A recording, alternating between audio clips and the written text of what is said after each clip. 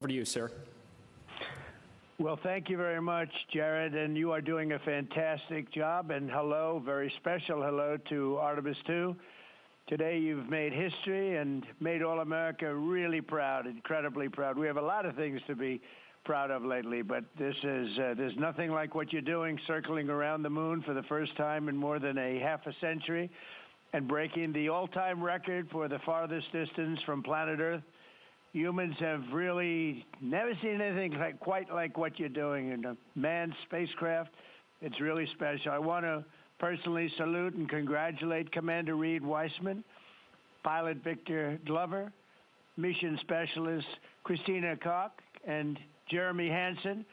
And I also want to thank the entire amazing team at NASA, headed by Jared, who's a very special guy, by the way, and you all made this day possible, and you've really inspired the entire world. Really, everybody's watching. They find it incredible. I just watched you go to the back of the moon, and people haven't been there in a long time, we can say, but it's going to be more and more prevalent because we're going to be doing a lot of traveling, and then you're going to ultimately do the whole big trip to Mars, and that's going to be very exciting. So you look at, we had no astronaut has been to the moon since the days of Apollo program. The Apollo program was also very special, but that was 50 years ago. And at long last, America is back, and America is back in many ways stronger than ever before. We're the hottest country anywhere in the world.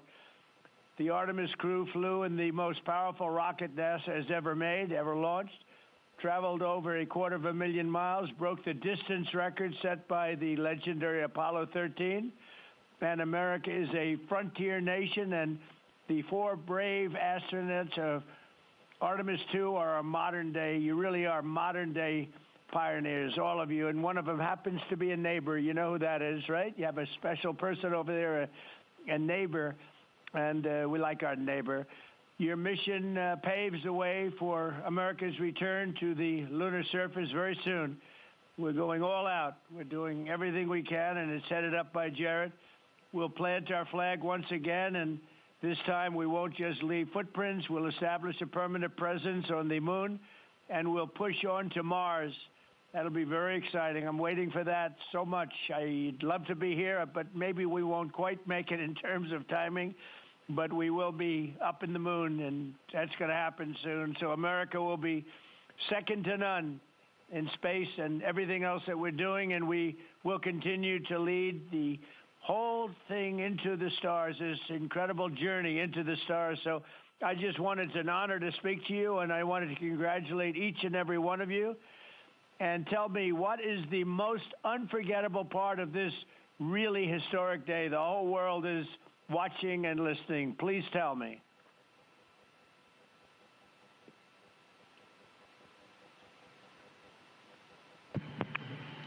President, this call is certainly special to all of us, and we really have a lot of faith in our administrator, Jared Isaacman, who is with you. We appreciate his leadership in NASA and in the international community. We are doing great things, and we are proud to be a part of it. I have to tell you, as we came around the near side of the moon, seeing all the sights that we've seen from Earth for all of our lives, but we're seeing them from a different perspective, and then we started to get a glimpse of the and we saw sites, Oriental sites that no human has ever seen before, not even in Apollo, and that was amazing for us. And then the surprise of the day, we just came out of an eclipse where the sun, moon, and the entire dark moon about that big right out the window that we were watching. We could see the corona of the sun, and then we could see the planet train line up, and at Mars, and all of us commented how excited we are to watch this nation and this planet become a two-planet species. That is fantastic. You know, I had a decision to make in my first term, and the decision is, what are we going to do at NASA? Are we going to have it be revived, or are we going to close it down? And I had very little hesitation, and it's really great to have somebody like Jared involved because he really makes it much easier for me. But it was not even a question in my own mind.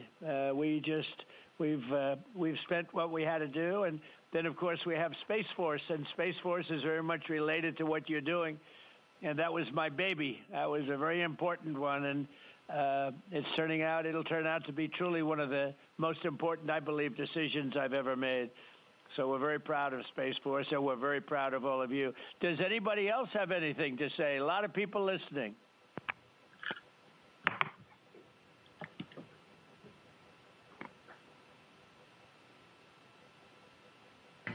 Mr. President, to be here with you speaking about our incredible day today.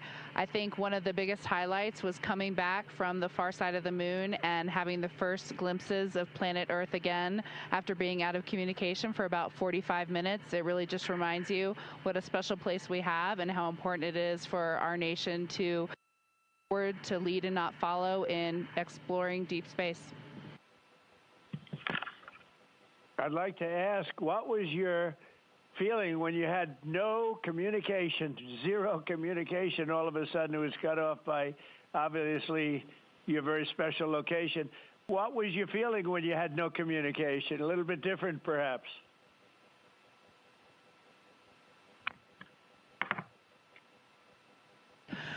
Yes, Mr. President, it was cool.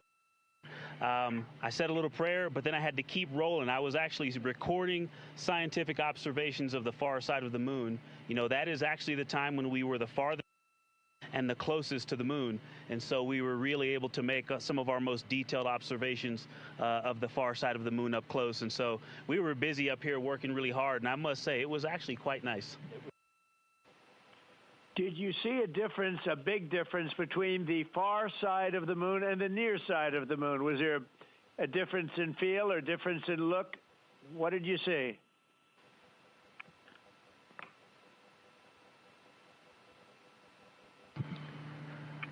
Well, Mr. President, we certainly did, and our science team really set us up well to understand what they thought we might see.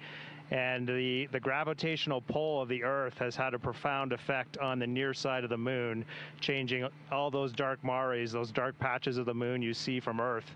It's very different on the far side.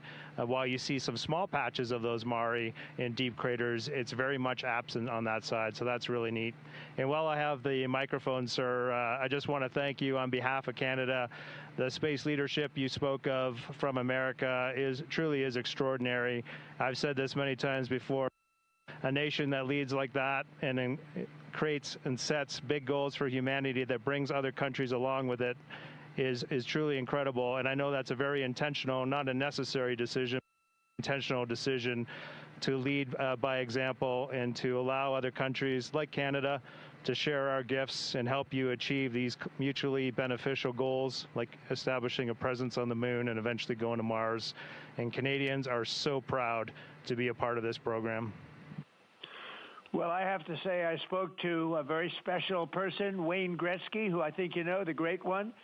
And I spoke to your Prime Minister and many other friends I have in Canada. They are so proud of you. And you have a lot of courage.